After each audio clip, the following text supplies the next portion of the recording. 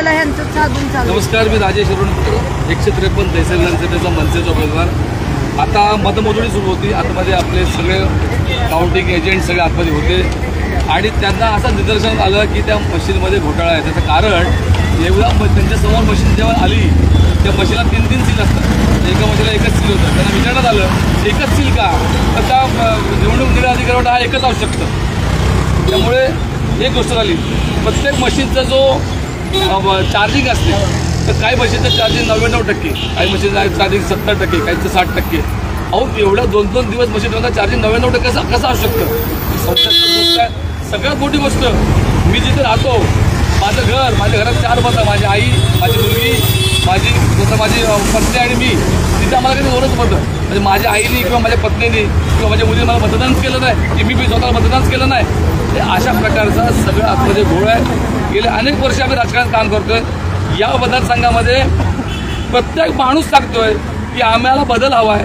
आम्ही जो विद्यमान आमदारांना कंटाळलोय ते आम्हाला नको आहे, आम्हाला बदल करायचा आहे. पण मतदान गेलं कुठे? प्रत्येक यादीमध्ये 2-2, 3-3, 9-9, 10 मतं फक्त. आणि आमचे कार्यकर्ते त्यांची घातली मतं नाही मिळाली, असा घोळ आहे. मी ज्या काउंटिंगमध्ये जे बसलेले एजंट होते त्यांना मी सांगतो की आपण आपलं मत मांडा. इलेक्शन्स बंद करून टाका. अतिशय संताप आलेले, बंद करा इलेक्शन्स. दरवर्षी हे होणार असेल ना तर अजिबात गरज नाही. मागच्या 5 वर्षापूर्वी आमच्या 8 मशीन्स फ्रॉड निघालेले. नंबर्स वेगळे, तिकडे नंबर वेगळे, आमच्याकडे पोलिंग एजंटचा नंबर वेगळा. तरी हे लोक म्हणतात प्रोव्हिजन आहे, असंच करायला लागेल. आता ऑब्जेक्शन घेतलं तर ते IAS officer is not ready to listen at all. साहेब, जर या गोष्टी होणार असेल ना तर ह्या लोकांना दरवेळ वेळ होत असेल. किती तुमचाही वेळ जातो, आमचाही वेळ जातो. पक्षाचा इझी घ्यायला लागलेत आपल्या पक्षाला. हे नाही चालणार अजिबात. खूप इझी घ्यायला लागलेत. मग इलेक्शन कॅन्सल करा. ते गणपत पटेल नगरमध्ये जिथे अजिबात कामं झालेली नाही तिथे लीड येतो. 3 नंबर वॉर्डमध्ये जनकल्याणमध्ये तिथे मनीषाताईंना अजिबात येऊन दिलं नाही, प्रचाराला येऊन दिलं ना. आम्ही प्रचार करून देणार नाही. त्या वॉर्डमध्ये त्यांना लीड मिळतो. कसा मिळतो? उमेदवाराला 3 उमेदवाराच्या 163 मध्ये 2च मतदान का? आई बहिणीची, बायकोची, घरातल्या आजूबाजूची लोकांची मतं नाही मिळाली. 30 वर्ष राजकारणात म्हणजे एका वर्षाला 1 मत. हेच केलंय. हेच होणार असेल तर कशाला इलेक्शन करताय? आमचे टॅक्सचे पैसे घालवायचे. आम्हाला धड रस्ते द्यायचे नाही, काही द्यायचं नाही. ते हिशोब इलेक्शन ते एक्सपेंडिचर कार्यालयात त्यांचे कन्सेप्ट क्लिअर नाहीत अजिबात. आज एक रूल लावतात, दुसरा रूल लावतात. यांचं इलेक्शन कमिशन प्रॉपर ट्रेनिंग नाही आहे ना अजिबात. पोलिसांचा गैरवापर करतात हे लोक. IAS ऑफिसर खूप डॉमिनेटिंग आहे आणि I don't think she should be on the table. तिने रिझाईन केलं पाहिजे. अजूनपर्यंत असं नाही झालेलं कधी कुठल्या ऑफिसरला कोणी असं बोललेलं आहे. पण मी ॲज अ पब्लिक म्हणते ती IAS officer she should resign. मला नाही माहिती की जर एवढ्या मोठ्या पोस्टवर आहे ना तर शी शुड मेंटेन अ डिग्निटी. नाही करत तिथे. स्पष्ट मत आहे. या सगळ्याच्यामध्ये घोळ झालाय. मनसेला मतदान स्वतः माझ्या घरी आमची 4 मतं इकडे बघा जनकल्याणमध्ये 10 पैकी फक्त 2च मतदान होईल. असं या सगळ्या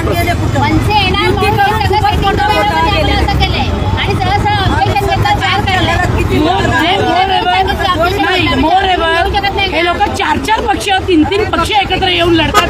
अरे हिंमत असेल तर आमची एकट्याने लढा ना. मग दाखवतो तुम्हाला आमची काय ताकद आहे ती. आम्ही जर ठरवलं ना तर इथून कुणाला बाहेर जाऊन देणार नाही. अख्खी ताकद लावू मनसेची. आम्ही शांत साहेब आहेत ना, शांत. त्याच्यामुळे आम्ही शांत.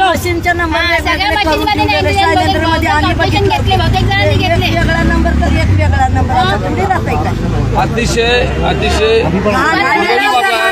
लोकशाहीला कलंक आहे आणि आम्हाला दुर्दैवी वाटतं जिथे जिथे आम्ही राहतो त्या ठिकाणी 2-2, 6-6 मतं. मला वाटतं हे एक्सप्लेन जर केलं तर बरोबर.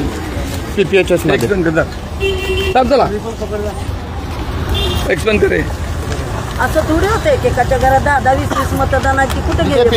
पीपीएच्या शाळा आहे तिथे आमचं महाराष्ट्र नवनिर्माण सेनाचे कार्यालय. तिथे फक्त 5 मतं लोक स्वतः बोलले यावर्षी की आम्ही मनसेला दिलेलं मतं. मग तिथे फक्त 5च करून आम्हाला सांगलं.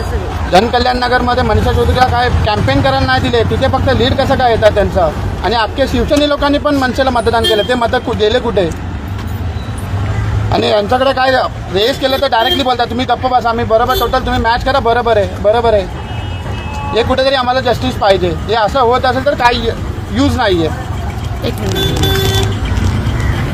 माझं ना आव्हान आहे, सोशल मीडियामध्ये खूप पॉवर आहे. जेवढी पॉवर आज प्रेसमध्ये, प्रिंट मीडियामध्ये, इलेक्ट्रॉनिक मीडियामध्ये पण नाही, ती पॉवर सोशल मीडियामध्ये आहे. Let the people know what is going on here, what is going on with the democracy of India. Let the people know नाव.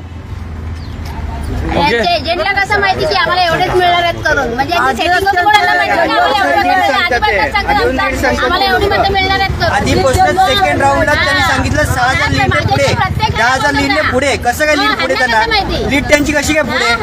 आणि स्वतःहून पण आम्हाला 450 मिळणार, आम्हाला 300 मिळणार, आम्हाला 200. भाजपचे एजंट स्वतःच सांगतात की लीड पुढे, 10,000 लीड पुढे. आम्ही काय काय मेहनत केलं, किती अतिशय दुर्दैवी लोकशाहीला कलंक आहे. त्यामुळे आम्ही सगळ्यांनी वर्कआउट केलेलं आहे. तर मी स्वतः सांगितलं की तिथे बसून का उपयोग नाही, आम्हाला जेलमध्ये टाकण्याची भाषा करतात. त्यापेक्षा म्हटलं आपण बाहेर पडूया. आणि जे घडलंय सगळं ते चुकीचं आहे, लोकशाहीला कलंक आहे. त्यामुळे आम्ही या फेसबुकच्या माध्यमातून पुढे आलो. त्याचं कारण की लोकांना कळू द्या की नेमकं काय घडतंय आतमध्ये ते. त्यामुळे नमस्कार, जय हिंद, जय महाराष्ट्र. राम राम मित्रांनो, मी अमोल कोळेकर पाटील. निवडणुका झाल्या, 23 तारखेला निकाल लागला. आज 25 तारीख आहे.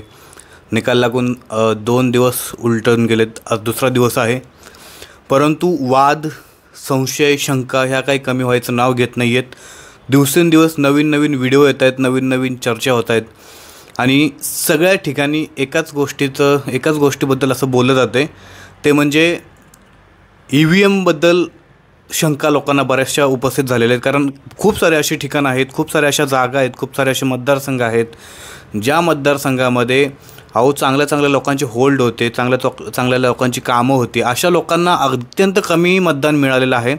आणि असंच एक आपला मनसेचे नेते आहेत, उमेदवार होते, त्यांचा एक व्हिडिओ सध्या व्हायरल होते, प्रचंड व्हायरल होते. त्यांचं असं म्हणणं आहे की मी ज्या विभागामध्ये राहतो, मी ज्या घराच्या इथं राहतो, त्या बूथवरती माझ्या घरामध्ये 4 मतदान आहेत.